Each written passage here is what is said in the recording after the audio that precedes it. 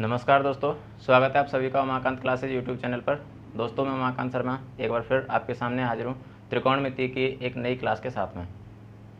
तो आज हम मोटिवेशनल लाइन से शुरुआत करेंगे और मोटिवेशनल लाइन ये है कि दोस्तों रास्ता भटकाने के लिए काफ़ी सारे रास्ते मिल जाएंगे, या कह सकते हैं लक्ष्य से भटकाने के लिए काफ़ी सारे रास्ते मिल जाएंगे, लेकिन लक्ष्य को प्राप्त करने के लिए एक ही रास्ता काफ़ी होता है। लक्ष्य को प्राप्त करने के लिए एक ही रास्ता काफ़ी होता है, या एक ही मोटिव काफ़ी होता है। तो हमें भटकना नहीं है, हमें लक्ष्य तक पहुंचना है। वो द्रोणाचार्य और अर्जुन वाली कहानी सुनी होगी, हमें बस चिड़िया की आंख देखनी है, मतलब हमें हमारा टारगेट देखना चाहिए और कुछ नहीं देखना चाहिए।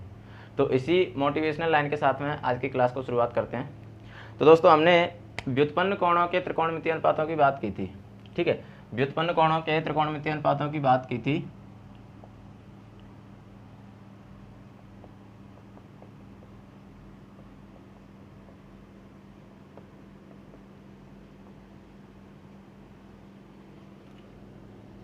Trigonometric ratios of allied angles, इनकी हमने कल बात कर ली थी। थोड़ा सा मैं इसको और समझाता हूँ, फिर उसके बाद में हम आगे कंटिन्यू करेंगे। अब देखो कल जब हमने लिया था तो कल हमने क्या देखा था, एक तो माइनस थीटा को देखा था, 90 माइनस थीटा देखा, 90 प्लस थीटा देखा, 180 माइनस थीटा देखा, 180 प्लस थीटा देखा, 270 माइनस थीटा देखा, 270 प्लस थीटा देखा, 360 माइनस थीटा देखा और 360 प्लस थीटा देखा। इनको हमने वहाँ पर कल देखा था, ठीक है। अब बात ये आती है कि क्या ज़रूरी है कि यही व्युत्पन्न कोण होंगे? व्युत्पन्न कोण तो कुछ भी हो सकते हैं ना। तो अगर मैं इसको जनरल वे में लेना चाहूँ, तो जनरल वे में कैसे ले सकता हूँ इनको, वो चीज़ आज हम यहाँ पर डिस्कस करेंगे। उसके बाद में फिर हम कुछ मानक कोणों की बात करेंगे, ठीक है। जनरल वे में कैसे ले सकते हैं, देखो यहाँ से कल मैंने एक पैटर्न समझाने की कोशिश की थी। पैटर्न क्या समझाया था कि जैसे मान लो 90 को मैं कैसे लिख सकता हूँ, पाई/2 लिख सकता हूँ, और plus minus theta. 90 minus theta कहो तो भी एक यही बात है, और 90 प्लस थीटा कहो तो भी यही बात होगी, ठीक है। 90 पाई/2 प्लस माइनस थीटा, ठीक है। अब मैंने क्या बोला कि इस पाई/2 का जो गुणक होगा, यानी मैंने लिख दिया n पाई/2। यदि इसका कोई गुणक होगा तो वो गुणक यदि सम संख्या है या इवन नंबर है तो उसमें त्रिकोणमितीय अनुपातों में चेंज नहीं आएगा। यानी साइन है तो साइन ही रहेगा, कॉस है कॉस ही रहेगा, टेन है टेन ही रहेगा। त्रिकोणमितीय अनुपातों में कोई परिवर्तन नहीं आने वाला है। परिवर्तन किस में आएगा? चिन्हों में परिवर्तन आएगा, और उसे हम किसके अकॉर्डिंग देखेंगे? क्वाड्रेंट के अकॉर्डिंग देखेंगे। ये बात हमने कल की थी। अब यहां तक तो बात की थी, लेकिन अब बात आती है कि जनरल वे में कैसे लिखें इसको। तो देखो जनरल वे में लिखने के लिए मैं 2 कॉलम बना रहा हूं, उसके थ्रू समझेंगे हम इसको।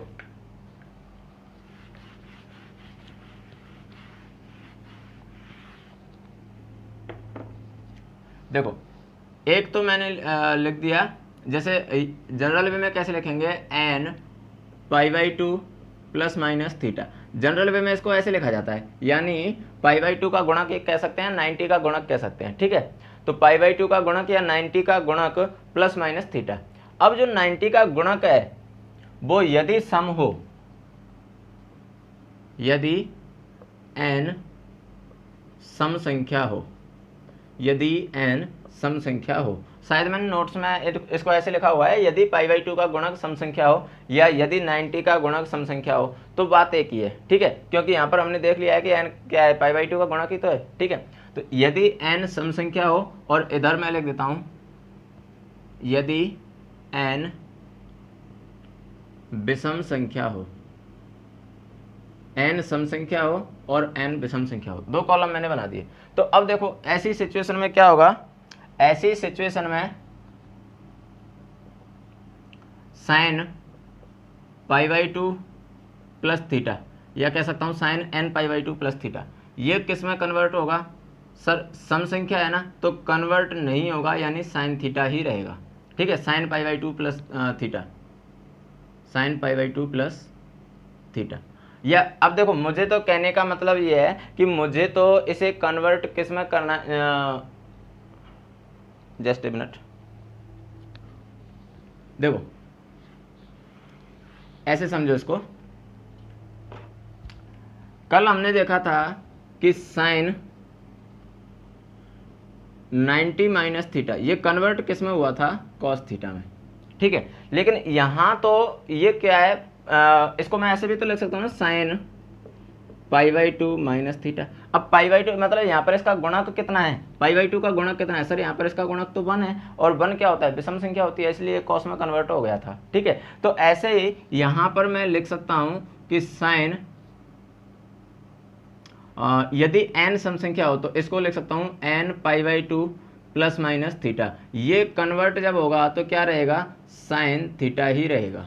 जब n सम संख्या होगी तब प्लस माइनस दोनों लगा दिए, यानी साइन n π/2 प्लस थीटा हो या साइन n π/2 माइनस थीटा हो, एक ही बात होगी, ठीक। ऐसे ही यदि मैं कॉस लिखूं तो कॉस भी n π/2 प्लस माइनस थीटा, तो ये क्या रहेगा, ये कॉस थीटा ही रहेगा। यदि मैं कहूँ tan n π/2 plus minus theta, तो ये टेन थीटा ही रहेगा। Cot n π/2 plus minus theta, तो ये कॉट थीटा ही रहेगा। Sec n π/2 plus minus theta, तो ये सेक थीटा ही रहेगा। और cosec n π/2 plus minus theta, तो ये कॉसेक थीटा ही रहेगा। मतलब यदि ये सम संख्या हो तो इसमें कोई परिवर्तन नहीं होगा, यदि π/2 का गुणक सम संख्या होगी तो इसमें कोई परिवर्तन नहीं होगा। लेकिन यदि ये गुणक विषम संख्या हो जाए, यदि ये गुणक विषम संख्या हो जाए तो क्या होगा, यदि विषम संख्या होगी तो देखो sine n π/2 plus minus theta, ये किस में कन्वर्ट हो जाएगा सर, ये कॉस थीटा में कन्वर्ट हो जाएगा। Cos n π/2 plus minus theta, ये किस में कन्वर्ट हो जाएगा, तो ये कन्वर्ट हो जाएगा, ये कॉस किस में हो जाएगा, साइन थीटा में, ठीक है। और ऐसे ही tan n π/2 plus minus theta, ये किस में कन्वर्ट हो जाएगा, टेन थीटा में। Cot n π/2 plus minus theta, ये कॉट थीटा में कन्वर्ट हो जाएगा। Sec n π/2 plus minus theta, ये कॉसेक थीटा में कन्वर्ट हो जाएगा। और कॉट तो टेन में कन्वर्ट होगा,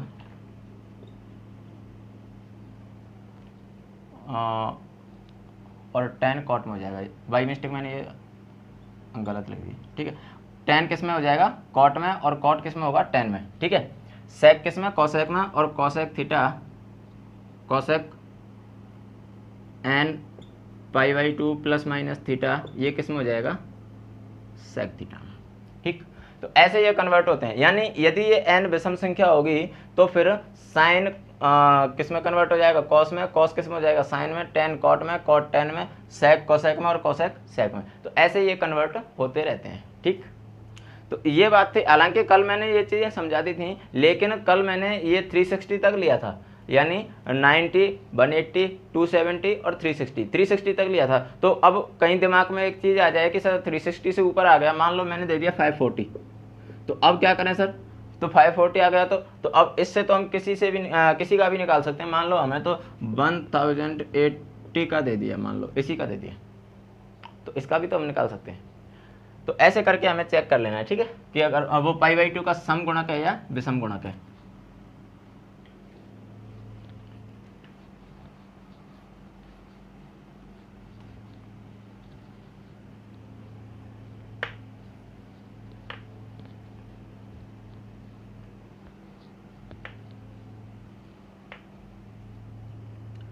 अब बात करेंगे मानक कोणों की।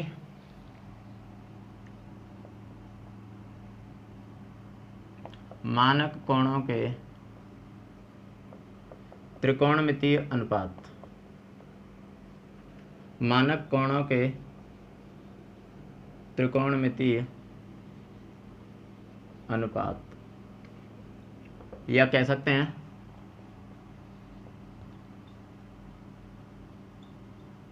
ट्रिग्नोमेट्रिक रेशोज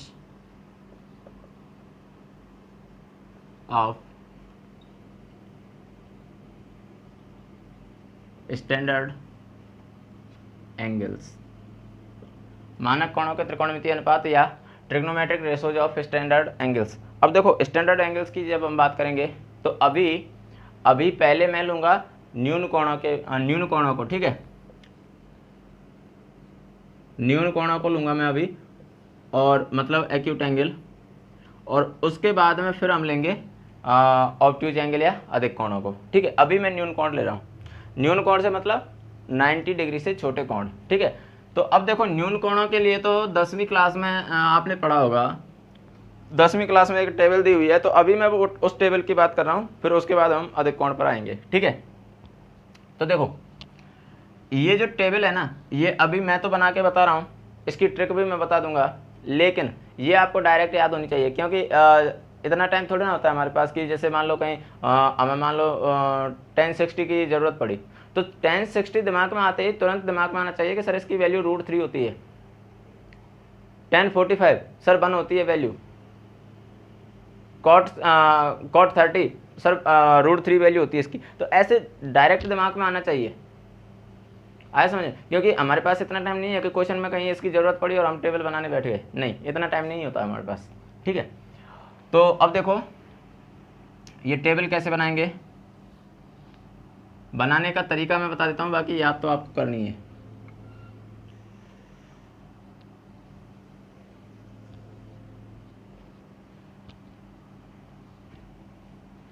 देखो इधर तो मैं ले लेता हूँ साइन थीटा,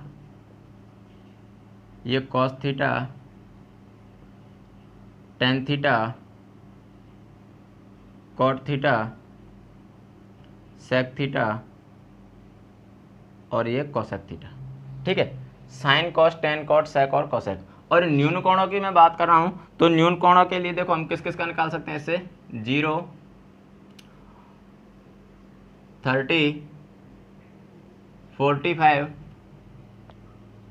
60 और 90, इनका हम निकाल सकते हैं।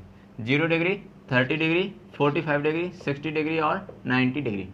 अब देखो सबसे पहले हमें साइन की वैल्यू निकालनी है, ठीक है। तो साइन की वैल्यू निकालने के लिए कैसे निकालेंगे साइन की वैल्यू, देखो तरीका ये होता है, मतलब तरीका तो नहीं, ट्रिक मान सकते हो। यहाँ से लिखना स्टार्ट करो, 0, 1, 2, 3 और ये 4, ठीक है। 5 एंगल थे तो 5 को मैंने 0 से 4 तक लिख दिया, सभी के अपॉन में लगा दिया 4, सभी के अपॉन में मैंने 4 लगा दिया, और सभी का अंडर रूट कर दिया, ये अंडर रूट, ये अंडर रूट, ये अंडर रूट, ये अंडर रूट और ये भी अंडर रूट। तो अब देखो 0/4, 0 को अगर मैं 4 से डिवाइड करूं क्या आएगा सर, 0 ही तो आएगा, और 0 का अंडर रूट क्या होता है, 0, इसलिए साइन 0 की वैल्यू क्या हो जाएगी, 0।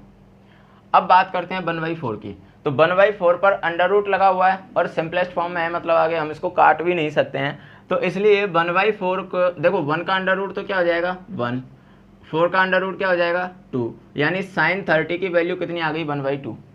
ऐसे ही 45 की अगर मैं बात करूं तो देखो ये सिंपलेस्ट फॉर्म में नहीं है, 2/4, इसको मैं 2 से अगर डिवाइड करूं तो 1/2 आ जाएगा। तो 1/2 आया और 1/2 का क्या लगा हुआ है, अंडर रूट लगा हुआ है, तो इसलिए 1 का अंडर रूट तो 1 और 2 का अंडर रूट √2, ठीक है।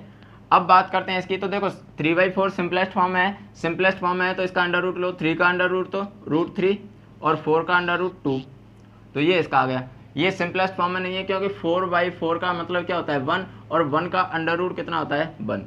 ये साइन की वैल्यू आ चुकी है। ये इनको निकालने की मतलब एक तरह से ट्रिक कह सकते हो, ऐसा कोई लॉजिक नहीं है कि नहीं ऐसा ही करना है, ये ट्रिक कह सकते हैं, ठीक है।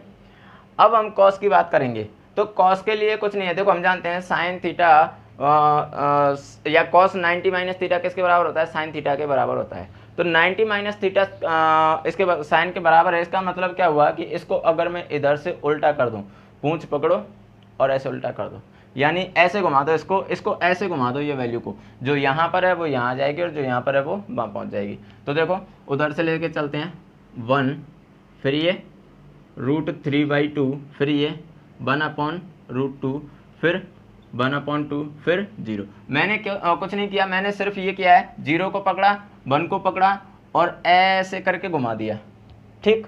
तो अब जो 1 था वो पहले जो वहाँ था वो यहाँ आ गया, फिर ये, फिर ये, फिर ये, फिर ये, ठीक। ऐसे करके हम इसकी वैल्यू निकाल सकते हैं।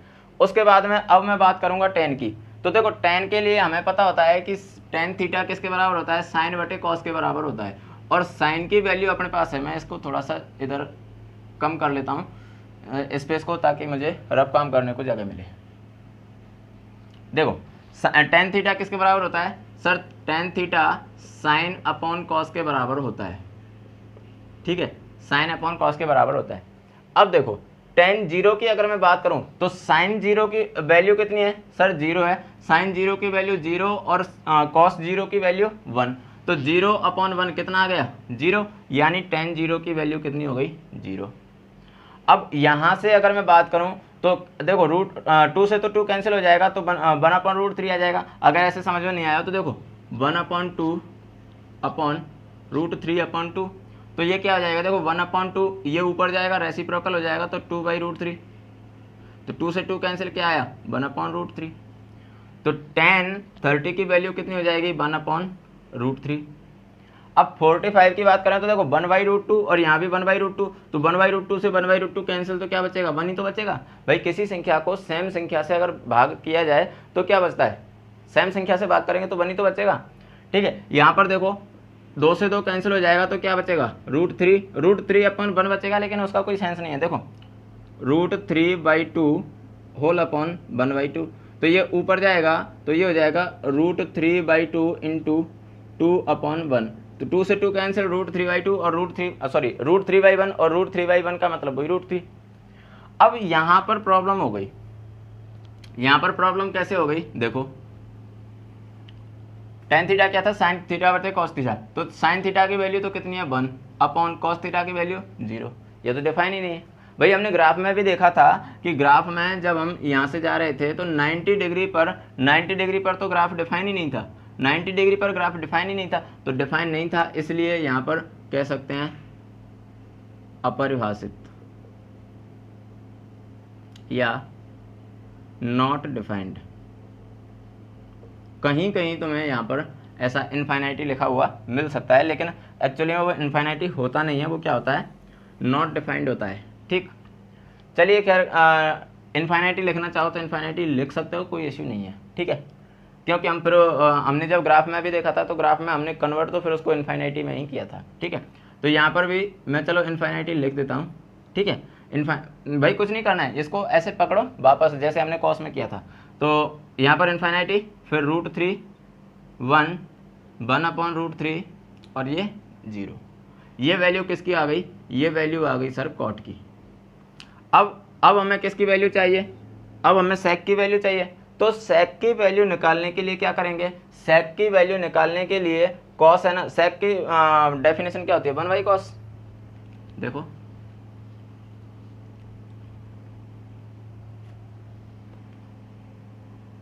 सेक theta equals to 1/cos theta.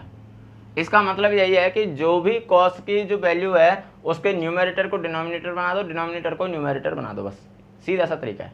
तो अब देखो 1/cos, यानी अगर मैं सेक 0 की बात करूं तो देखो 1/cos 0 की वैल्यू कितनी है, 1 है ना, तो 1/1 यानी वैल्यू कितनी आ जाएगी 1, तो सेक 0 की वैल्यू कितनी आ गई 1, ठीक। उसके बाद में इसकी बात करें 30 की, तो देखो 1/cos 30 की वैल्यू कितनी है, √3/2, तो ये हो गया √3/2। अब ये √3/2 ऊपर जाएगा तो ये हो जाएगा 2/√3, तो 1 से जब इसको मल्टीप्लाई किया क्या आया 2/√3। ऐसे ही अब यहाँ पर देखो 1/√2 है, तो 1/1/√2, भाई 1/cos करना था ना हमें, तो 1/ और cos 45 की वैल्यू कितनी है 1/√2, ये √2 ऊपर चला जाएगा, यानी 1 × √2/1, तो √2/1 वही √2 और √2 × 1 करेंगे तो भी √2, इसलिए क्या आ गया √2। ऐसे ही यहाँ से कितना आ जाएगा 2 आ जाएगा, भाई 1/1/2, तो 1 × 2/1, तो यहाँ से भी कितना आएगा 2 आ जाएगा। अब यहाँ पर फिर प्रॉब्लम हो गई, प्रॉब्लम कैसे हो गई, because anything in denominator is problem, sorry anything 0 is denominator in is problem. अब देखो 1/cos थीटा, ये थी सेक की ये था सेक का मान। अब देखो cos 90 की वैल्यू कितनी है 0, तो 1/0, और 0 इन डिनोमिनेटर इज प्रॉब्लम। अगर 0 हर में आ जाए तो प्रॉब्लम हो जाती है। क्यों? क्योंकि वो अपरिभाषित हो जाता है। अपरिभाषित का मैं बता चुका हूँ कि होता तो ये अपरिभाषित है, नॉट डिफाइंड है, लेकिन जनरली हम इसको इनफाइनाइटी लिख देते हैं। ठीक, अब सेक की वैल्यू भी आ गई। अब हमें किसकी वैल्यू चाहिए? कोसेक की वैल्यू चाहिए। कोसेक के लिए तरीका वही है, पूंछ पकड़ो उल्टा कर दो। तो ये देखो, ये आ गया इनफाइनाइटी टू √2 2/√3 और ये 1। तो ऐसे करके हम एक्यूट एंगल्स की वैल्यू निकालते हैं। और ये जो टेबल है ना, ये टेबल मैंने बना के बता दिया है, बाकी आपको बना के तो देखनी ही है, साथ के साथ में ये लर्न भी होनी चाहिए, साथ के साथ में ये याद भी होनी चाहिए। क्योंकि ये टेबल बनाने के लिए हमारे पास एग्जाम में टाइम नहीं होता है भाई। 10th क्लास वाले बच्चों को तो हम खुद कहते हैं कि तुम्हें ये याद नहीं करनी है, क्योंकि उनके पास काफ़ी टाइम होता है, तो उन पर रटने का बर्डन नहीं डाल सकते। लेकिन चूंकि अब हम मैच्योर हो चुके हैं, अब 10th क्लास में नहीं है, हम मैच्योर हो चुके हैं, हम स्कूली लाइफ में नहीं है, कॉलेज लाइफ में नहीं है, हम कंपटीशन की ज़िंदगी में हैं।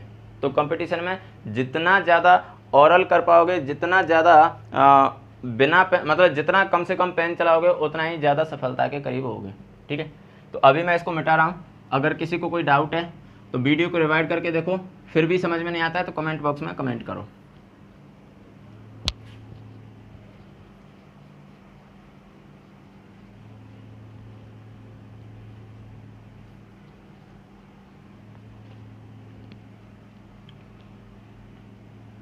अब देखो, इन्हीं के आधार पर हम त्रिकोणमितीय अनुपातों के कुछ जो वैल्यू जो होती हैं अधिक कोण टाइप की, तो उनको भी हम निकाल सकते हैं। कैसे निकाल सकते हैं वो देखो।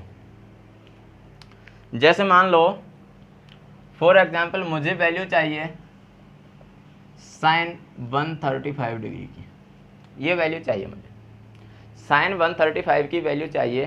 तो अब देखो कैसे निकालेंगे। क्या मैं 35 को ऐसे लिख सकता हूँ, sin 90 + 45, ऐसे लिख सकता हूँ क्या?